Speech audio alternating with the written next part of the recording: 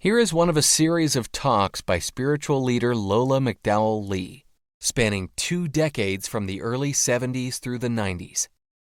Lola was a Zen Roshi, whose Rinzai lineage included Dr. Henry Platov and renowned Zen master Shigetsu Sasaki. Lola was a religious scholar as well as an ordained Christian minister. While the talks are focused mainly on Zen and Buddhism, Lola drew on many spiritual traditions, including those of Jesus, Plato, Lao Tzu, the Hindu Vedas, Meister Eckhart, and Gurdjieff.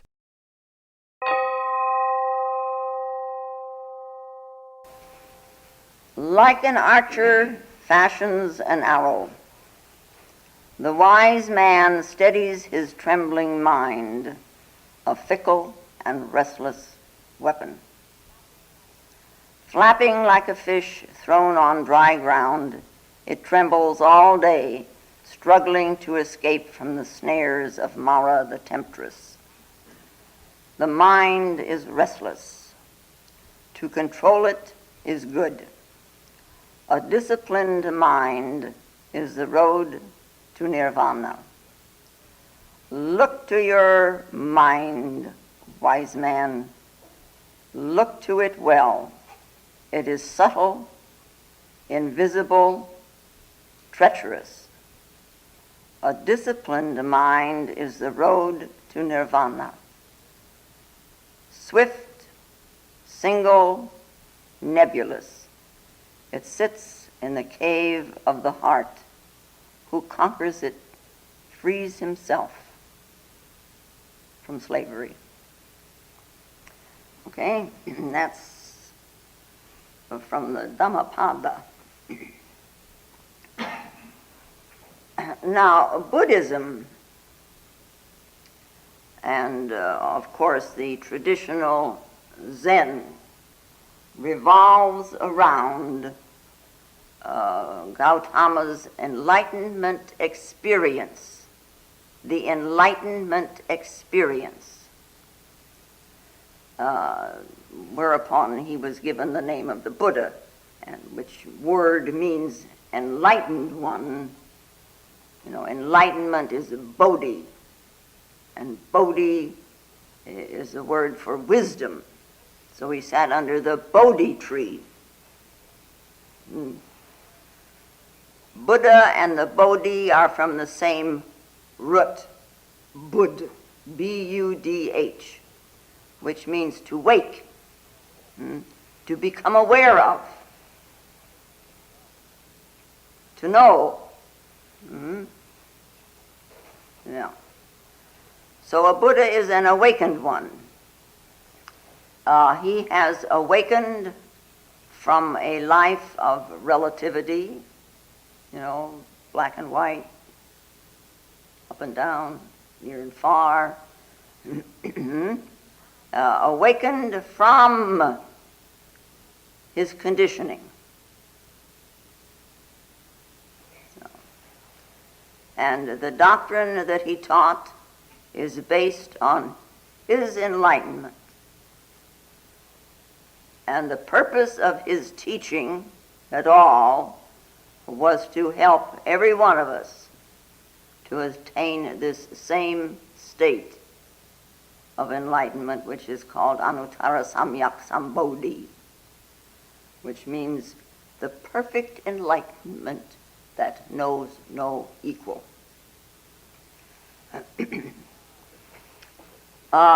Jesus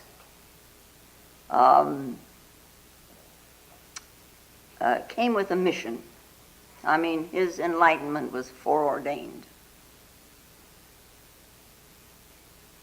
You know, he was to set the example.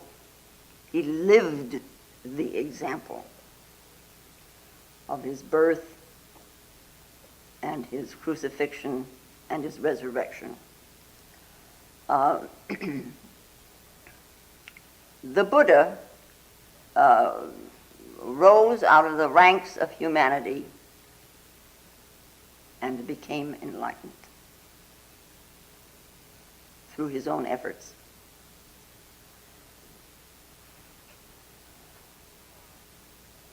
Now, the teachings, both of Buddha and Jesus, should not remain as, it's not supposed to remain as something which stands outside of us,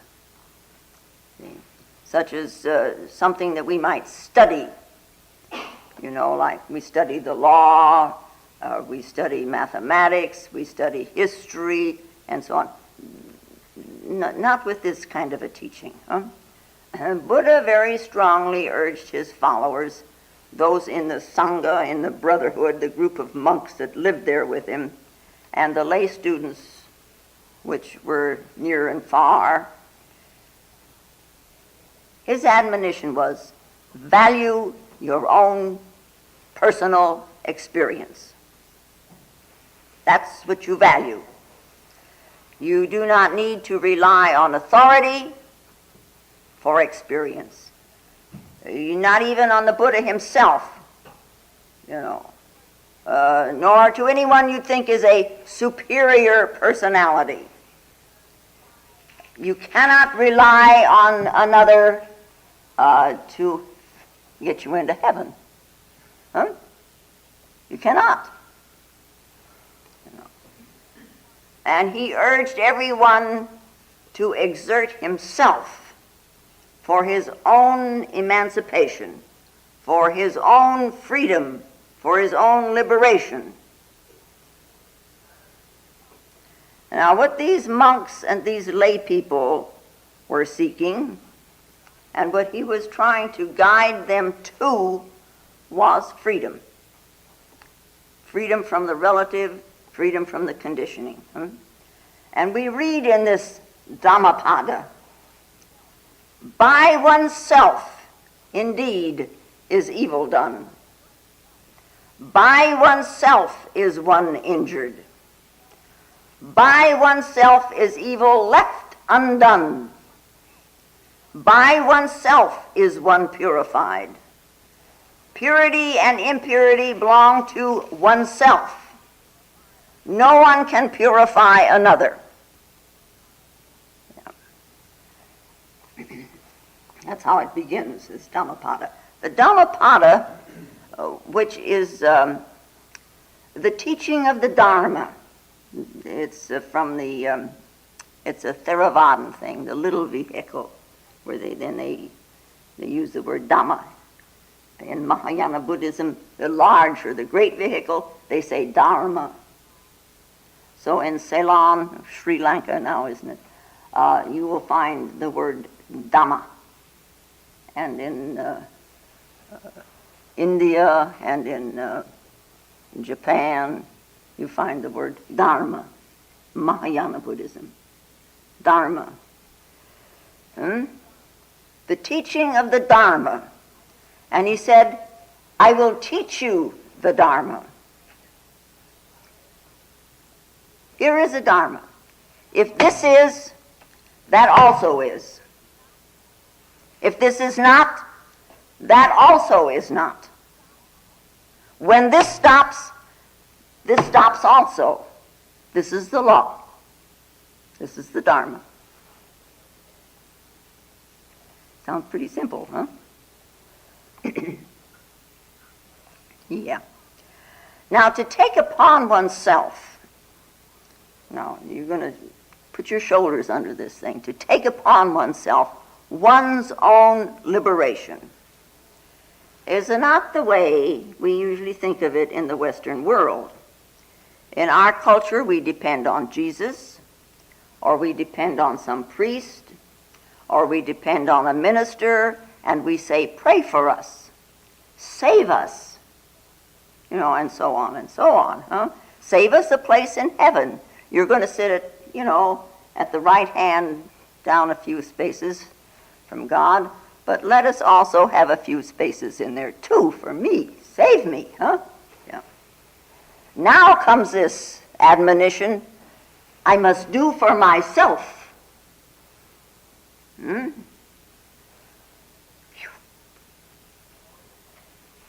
Too rigorous, say some.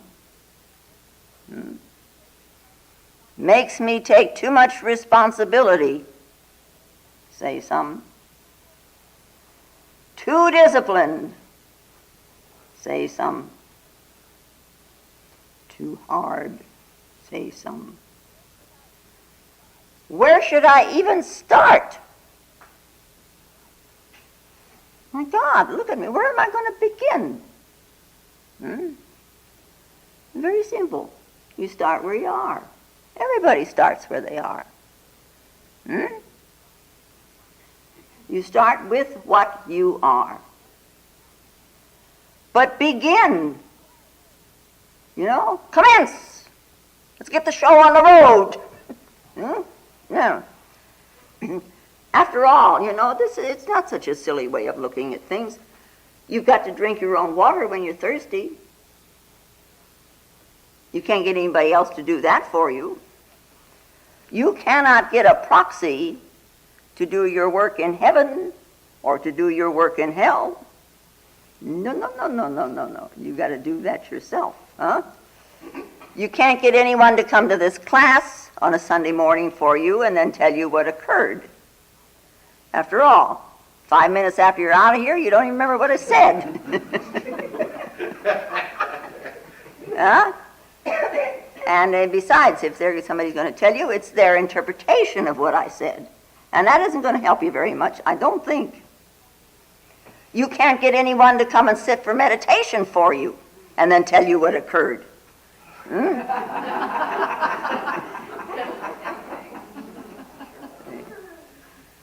You fall in love. You can't get somebody else to come and live in that relationship for you. No. You can think of all kinds of things. You've got to do your own eating. You've got to do your own bathing. You've got to do your own walking. You even have to go to the bathroom for yourself. Yeah? So, enlightenment is a personal experience. So, let's find out a little bit about this enlightenment. By our own experience. If it's not your experience, it is simply not yours. I don't care how many Buddhas are running around out there. There could be 10,000.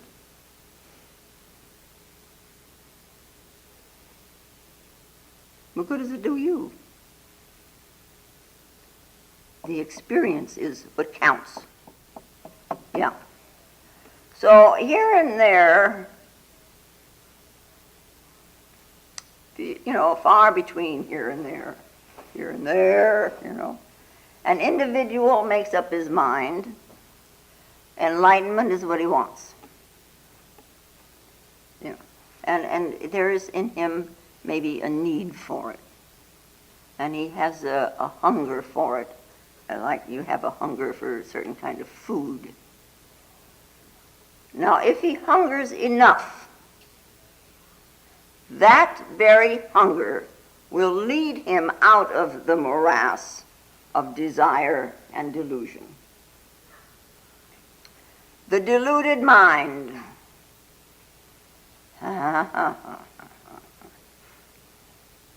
Which is not very far away, cannot lead you to enlightenment. When you can step away from, disidentify yourself, step away from the thinking mind, and you have looked at this thinking from another point of view, until you do that, not you, of course, people in general, until that occurs, we do not know how deluded this mind really is. Yeah. And the only thing, so when you sit down, you say to yourself, well, I have a deluded mind. I admit it. It won't hurt. I have a deluded mind. What am I going to do with a deluded mind? Now with my meditation. The only thing you can do with a deluded mind is to forget it for the time being. Just through your meditation period. That's not long. Just forget it for now. And then, of course, you have your daily practice where you practice being aware. And you can see through that how deluded the mind is. Yeah. And now, people often ask, and they do wonder, how did this man whom we have come to call the Buddha, how did he achieve his enlightenment?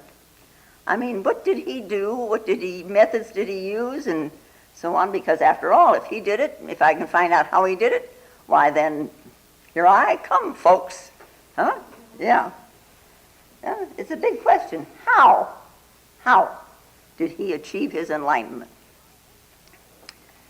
Well, when he started his search, he was about 18. He was married. He had a child. He was married when he was 16. Remember, this is 2,500 years ago, and conditions were a little different, and particularly there in India. And he was brought up in this palace, and his father saw to it that he saw nothing but beauty. Dancing girls, beautiful clothes, beautiful horses. When he went out beyond the palace gates, why, the streets were swept, and, everything was arranged so he saw nothing but beauty. Then he decided one day that he would start looking at things on his own. So he got this attendant of his to take him outside the palace walls early in the morning. And there were 4 gates to this palace, in the wall. And he went out one gate one morning and he saw something that horrified him. And the next day he went out another gate and he saw something else that horrified him. For the first time in his life, he came across poverty and illness and death. And it was the last one where somebody had died and was lying there on the ground. And this upset him more than all the rest. So his concern then became how to be free of life and death. And he, as we know, he left the palace and went on his search. And he was about 40 when because he lived to be 80, and he taught for 40 years, if I remember correctly. It'd make him about 40, wouldn't it? Or did he teach for 49 years? That would make him 30. So he was 30, 18 to 30. It took him. That's not bad. He wanted to know what death was. Then he would be free of it. If it remained just something very nebulous in his mind that was happening to people, he wouldn't know any more about it than if you read about it in a book. Huh? And he wanted to be free of the conditioning. He wanted to be free of this relativity. The content of the psyche, our conditioning, it binds us. And of course it's different things for different people. But it is binding. We have these habit patterns that are based on we don't know what, because we don't look. And so this bondage. And with bondage, what have you got? Tension. And this is the situation that human beings find themselves in.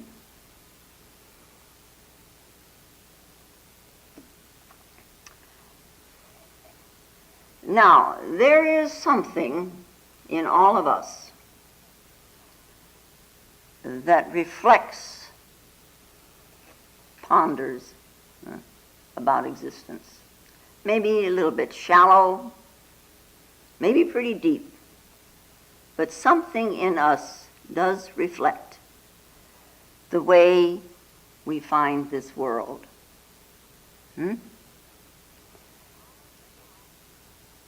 out of our conditioning, out of the situation in which we stand, we begin to long for a different kind of a world where there is only peace, where there's enough to eat, where all the good things are, and in which we will live forever. So we begin to long for this immortality, and we're told that there is such a place. Let me know when you find it. We want absolute freedom. Yeah. To be free of the things that bind us. To be free of our identifications. We want to become conscious inwardly, that is, subjectively, as well as outwardly, objectively. We have this subject-object existence. We have an ability to probe into the significance of things. We have this ability to probe and see if it has any meaning. Of course, we should always, say too, what meaning does it have for me? Because you cannot give a chair a meaning and say that's a meaning for everybody. It is a meaning for me. It is a significance for me. Or it has no significance for me. Now, this probing, by and large, presents itself to us usually in the form of questions. Is life worth living? What's the meaning of life? From whence do we come, and whither do we go? Like the wind blowing willy-nilly. What is this self that keeps bringing up all these questions? And all kinds of questions. What is this questioner? Who is this questioner? Is there really an outside agent who handles this universe only to satisfy his own whims? Now, questions of this sort belong in a particular category. They fall under the cover of what is real, what is reality. What is reality? Now, philosophers and religious people,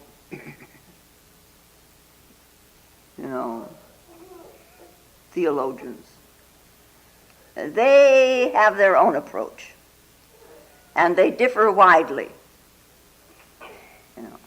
The Zen Buddhists, the Zenists, have their approach, which is different from that of the philosophers and from the theologians.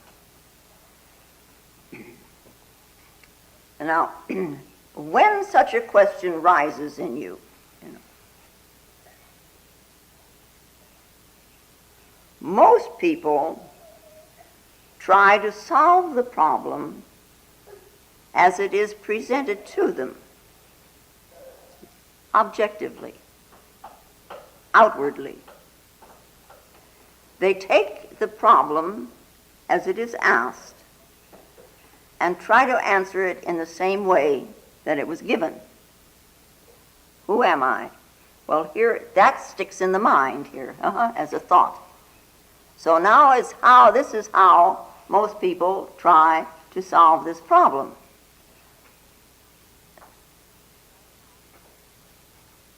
Right alongside the question. So that the problem, or this question, has become a thing.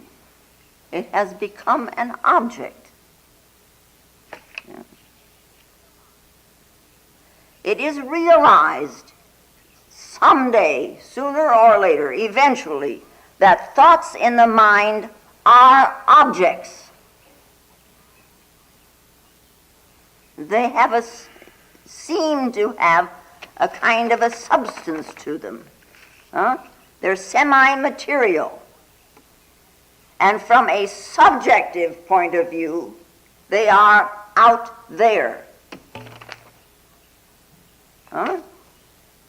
If you can see your thought, you can see the thought go by, you reach for it and bring it in. Do you understand that? Okay. Now, your emotions, like your thoughts, are also objective. They are not they're not subjective. The subjective is what is viewing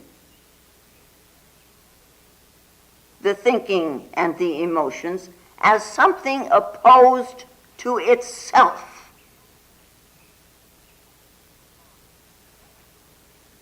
Now, the Zenists, realizing that thoughts and feelings are out there, they try to go to the questioner himself.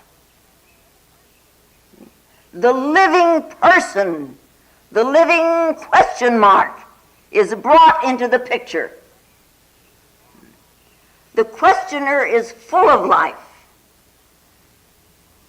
And so the question, bringing it home, as it were, is no longer abstract. It is no longer impersonal. It is a living thing with a living questioner. It is now a very vital concern. What is the reality of me? It's quite different saying, what is reality and what is the reality of me?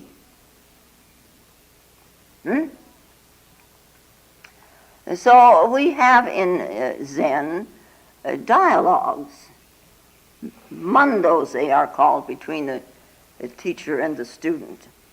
And the student, the disciple, asks the master a question. And usually the master counters with another question. So it comes like, what is the Buddha nature? The student asks. Or, what is reality? The student asks. And the master counter questions, may say, who are you? Or where did you get this question? Sometimes the master will just simply call a disciple's name. Yeah? Phil.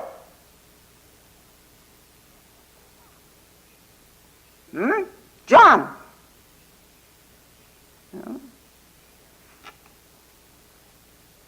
the monk will say, yes, sir. Yes, sir. It wipes his mind for, See? And the master may remain silent for a little while, and then he says, do you understand? And the monk looks very puzzled, do I understand what? So the master may say his name again. Lenore! Ruth! Do you understand? The monks usually look very puzzled, so the stories go, Yeah. And says, no. The master says, what a good for nothing fellow. Everything, bring it home to you, bring it home to you, bring it home to you. Nothing personal is meant in it. It's just bring it home to you. Who are you? What is the reality of you? That you have this personal experience of who you are.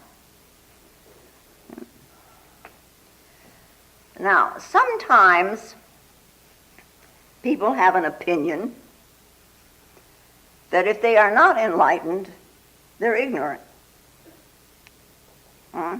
So they have this term ignorance versus the term enlightenment. And they sit here in the mind, one opposed to the other.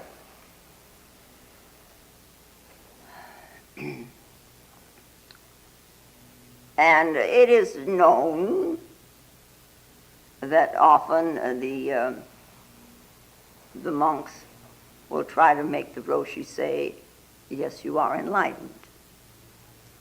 And they try, they try all kinds of little tricks, to prove they are not ignorant. All they're proving, of course, is the deluded mind. So don't be cunning. If you want reality, be real.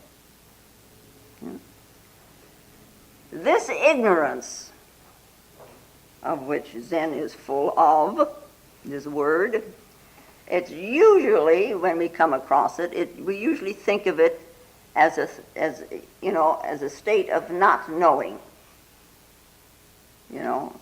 Enlightenment is out here, ignorance is out here. Ignorance is not knowing enlightenment. Or, whatever. Ignorance is not knowing. It sits out here. It's not being acquainted with a theory. It's not being acquainted with a particular system of thought. Or it's ignorance of a law. That's out there. Ignorance is placed outside, out there, outside of the questioner, outside of the subject, outside of myself. So there we have these two. This is a state of duality. We're well trained in duality. So we have now what is called abstract reality and abstract ignorance. Because you're using a word you're abstracting from. You haven't got the concrete. You haven't got the book in your hand. It's an abstract thought. These are two elements now standing in opposition to each other. Me here and ignorance there. Me here and reality there. Now, when a cognition takes place, you glimpse something. You perceive something. You perceive something of yourself. You cognize an aspect of yourself. You may not be able to label it, but it is an aspect of yourself. It can be vast, It can be minute.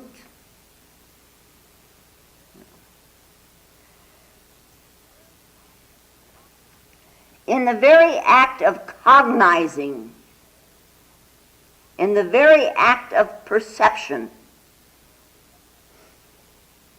an aspect of yourself, an aspect of the reality of me, in that very act of cognition, there is ignorance.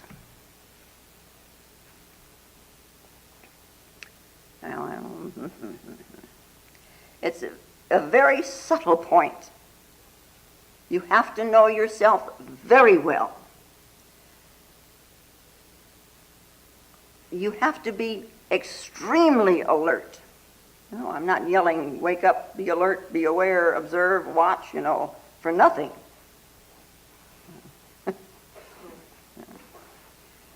We think when we know something, there is also something about what we think we know that we do not know.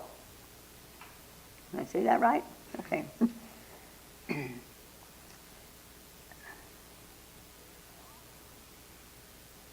There is always an unknown behind the knower.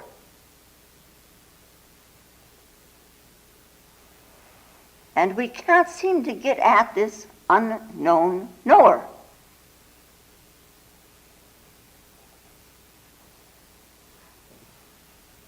This elusive, ignorant, unknown knower.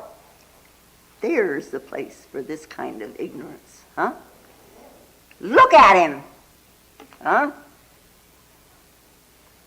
This elusive, ignorant, unknown knower is the companion of every act that you do. Every act of perception, every act of feeling, every act of thinking, every act of everything. Elusive, ignorant, unknown knower.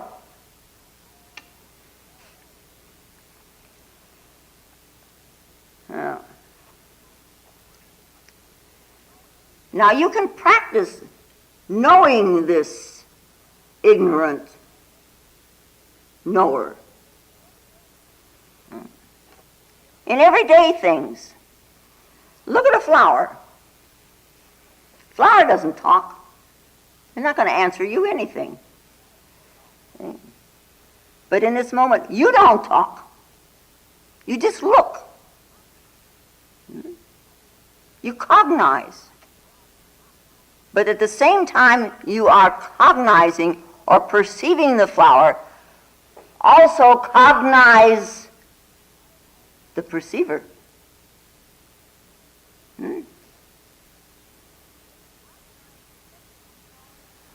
Cognize its knowing and its ignorance. We want to know this unknown knower. Maybe it is this ignorance of this unknown knower that is enlightened. Or did you think it would be the ego?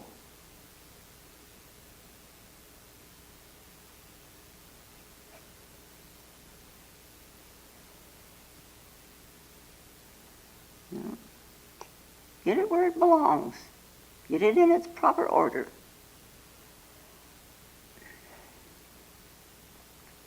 When this man, the Buddha, in his search for his answer to life and death, in his search for the reality of himself, when he sat in meditation, it is a foregone fact, that he was met by this ignorance. Had to be. This unknown knower behind the black mask. And he couldn't for a long time get his hands on this ignorance, But he perceived it. And even at the beginning he was that aware. And then he transcended, this dualism of knower and known. He transcended yes and no. He transcended good and evil. And this transcending, then, is self-realization. Yeah. It is the spiritual awakening outside of logical reasoning, outside the scriptures, as they say.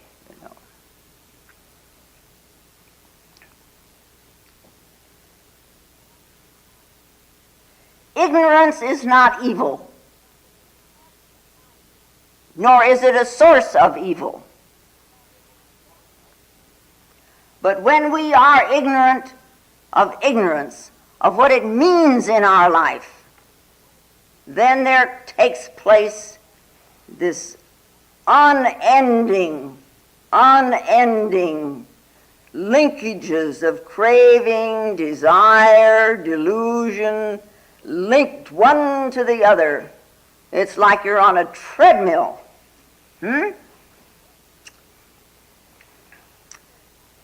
Tanha, it is called in Sanskrit. Craving, desire. This linkage is broken. It It is overcome when ignorance is understood in its proper significance. It is seen for what it is.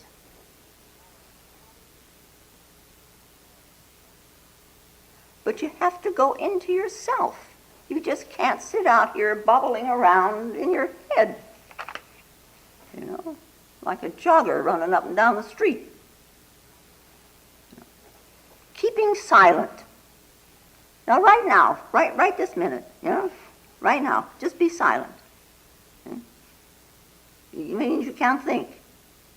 Right now, when silence is, you're not thinking, the ego's quiet, silence. Don't think. Who are you? Don't think. Yeah. When you don't think about who you are, who are you?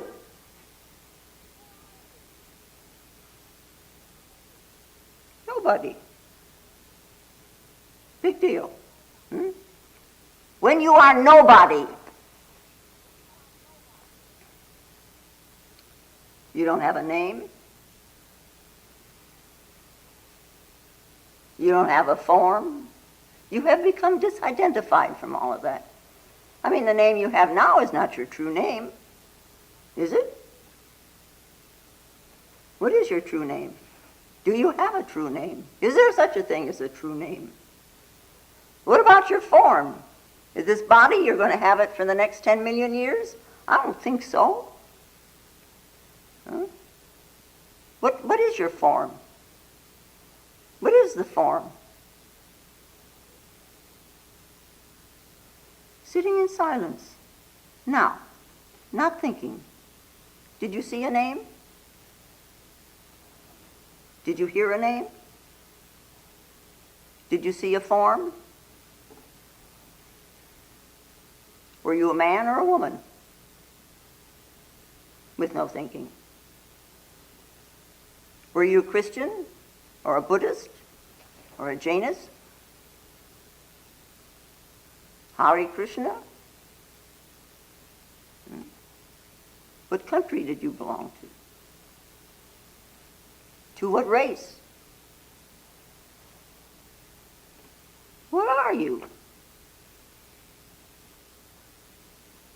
In this silence, when you sit in this silence, and it really becomes silence, what do you taste?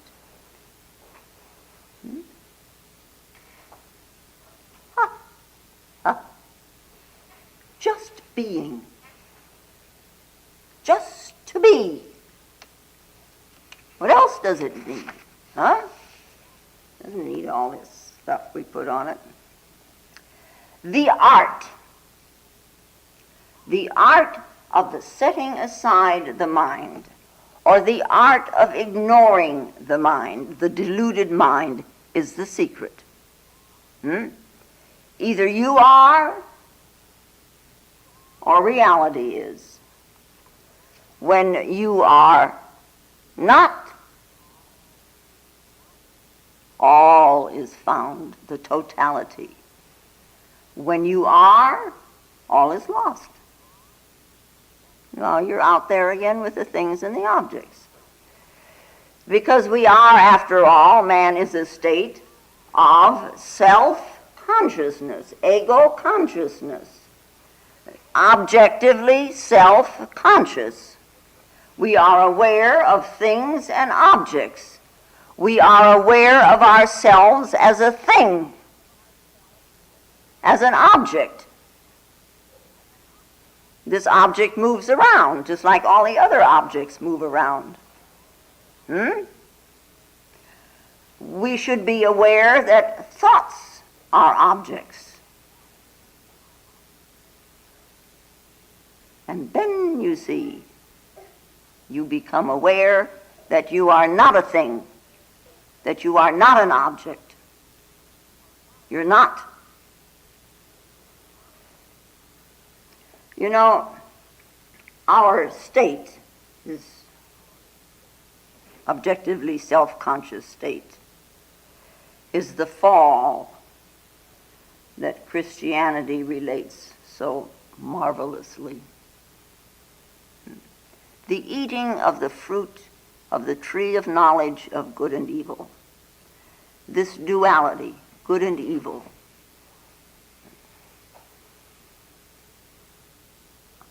This object-subject relationship that we have with ourselves.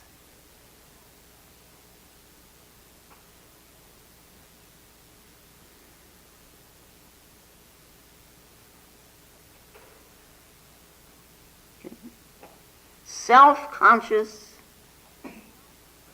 objective, just conscious, subjective. You can decorate your ego. You can decorate the thinking.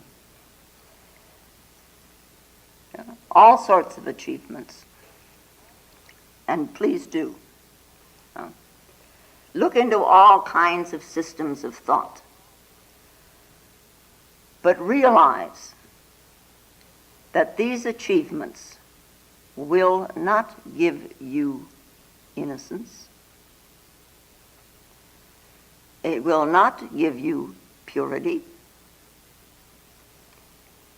Nor does it allow you to see this ignorance, which I found to be so important.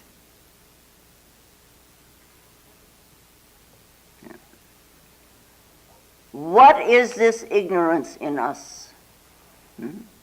It is certainly not something to run from, but something to be turned to and realized.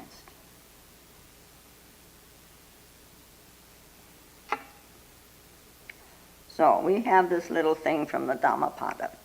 As the fletcher whittles and makes straight his arrows, so the master directs his straying thoughts.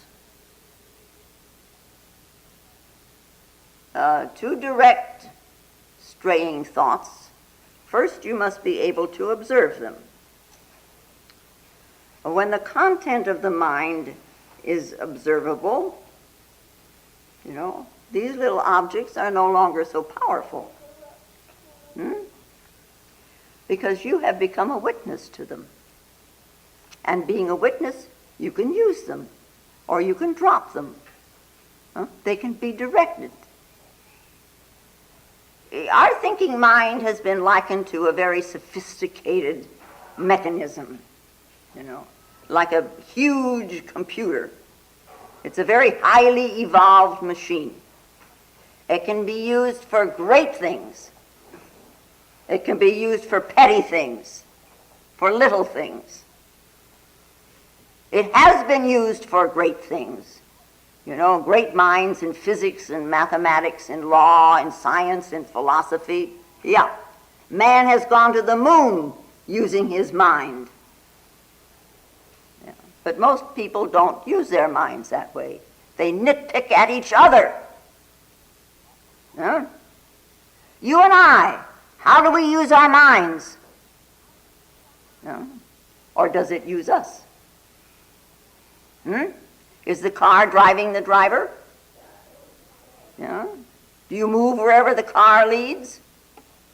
It's now sometimes bound for a ditch, or now up the mountain. You got a bunch of cliffs. Are you making your arrows straight? Look at those thoughts running around in there. Is your mind so much of a jungle that all the paths are lost? Is everything so overgrown that you don't know what's happening? If so, how are you going to stop it? How are you going to stop it? How can I stop this mind? But it's frightening to try to stop. So pile in more and more. Yeah. Maybe it'll straighten itself. Oh, I have high hopes, haven't I? Yeah. Everyone else seems to be doing so much. Everyone else seems to be achieving. Everyone else seems to be reaching. Everybody else is fulfilling their ambitions. Oh, I have to keep step, you know. How can I stop? Pile in more and pile in more. And so you go on with greater speed and more enthusiasm. Let's go get rich. Let's go do this. Let's go do that. Huh? You don't even know where you're going. All the paths are overgrown. It's a jungle in there. Do you know what you really want? Do you know what you really want to achieve in this life? Or are you just bumbling around? Oh yeah, I know what I want. I want a good job. I want to have somebody around for companionship. I got to have enough food, and I got to have good shelter, and I got to have a good car, and some entertainment. You know, comfortable living. That's what you want. Sure, that's what everybody wants. But is this the sum total of what you want? Let's say you acquire all of that. What will it change?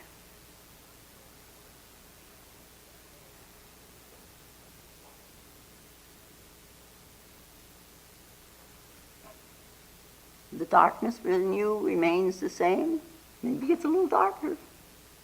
What is necessary to be happy? To be alive. That should be sufficient. And that you already are. But know your aliveness. To be conscious. And that you already are. It has been said, written somewhere, bliss is our very nature. Do you know this? Oh, but this thinking, you know, it's the runner. And it runs and it runs and it runs. And it keeps dragging George.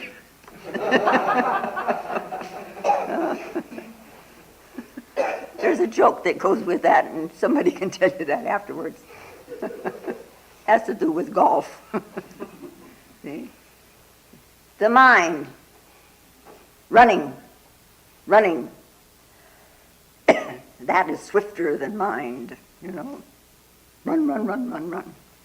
Once upon a time there was a sultan. And one day he called for his attendant. I'm lonesome. I need somebody to be with me, to be a companion and to talk to me. So bring me wife number 256. So this attendant ran out of the palace, and he ran through the garden, and he ran through the orchard, and he ran up the steps of the harem. And he returned with wife number 252. Is that what I said? 256? Whatever. And after a while, the king sent for this attendant again, and he said, I need a diversion. This isn't enough. Get me wife number 87. So this attendant went out of the palace and through the garden, and he ran past the orchard and up the steps of the harem, and he returned with wife number 87. And after a while, the king wanted wife number 68, and after that he wanted wife number 92, and so it went. But when he got to this 110, let's say, the attendant, he returned with wife number 110. He was, no jogger he, you know. And then suddenly he collapsed and died.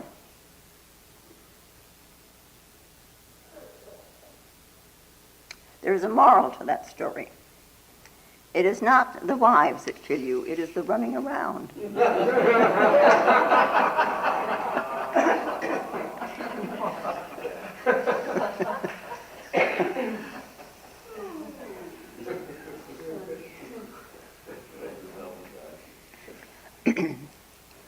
I cleaned it up a little.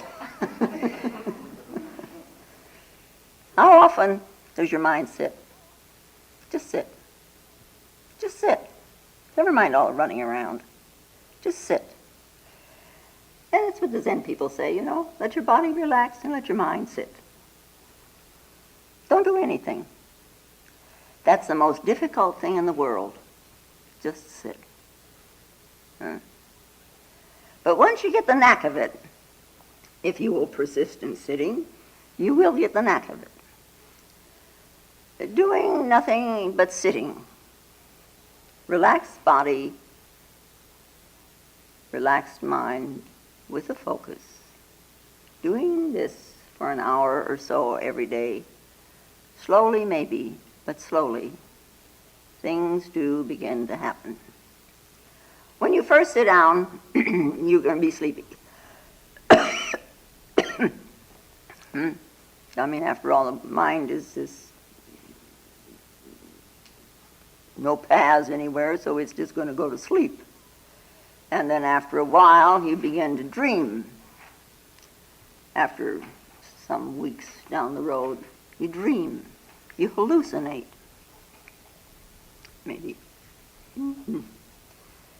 And many thoughts will come crowding in, more than you were ever aware of before, because now you've got nothing else to do except look at them. You were always there before, but you just weren't aware. So now this mind tries all kinds of tricks. It wants your attention. And then you sit and you persist in the sitting, and then one day you're not feeling sleepy. The mind has become tired of you. It's fed up with you. No sleep, no dreams, no thoughts, and you're simply sitting.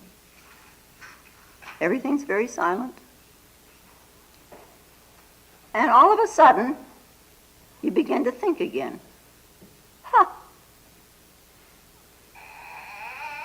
Peace. I knew peace. But you can't know it until you're out of it again, because it is the thinking mind that thinks peace.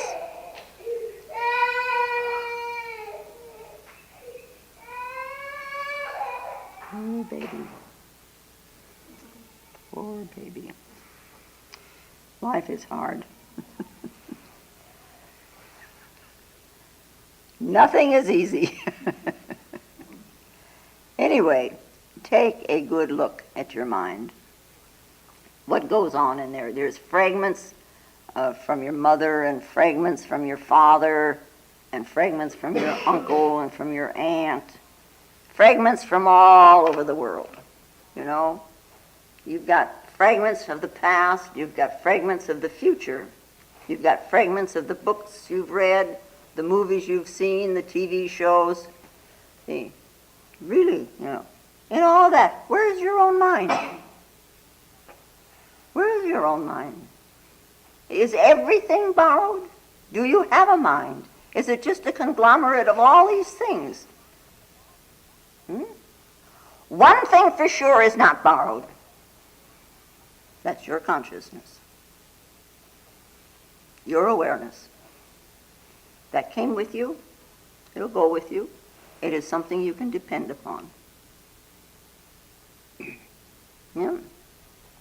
A free man is free from both good and bad. What we call the dual throng. He's free of it. He's conscious. See? He is now conscious without being identified. Because he ends their wandering. Seated in the cave of the heart, he finds freedom. Okay?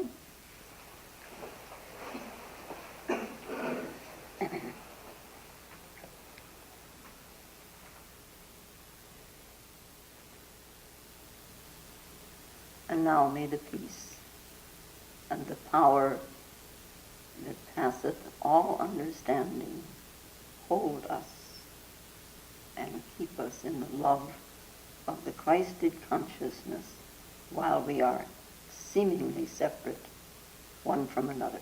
And I thank you very much. If you find Lola's talks valuable, more will be posted in weeks to come.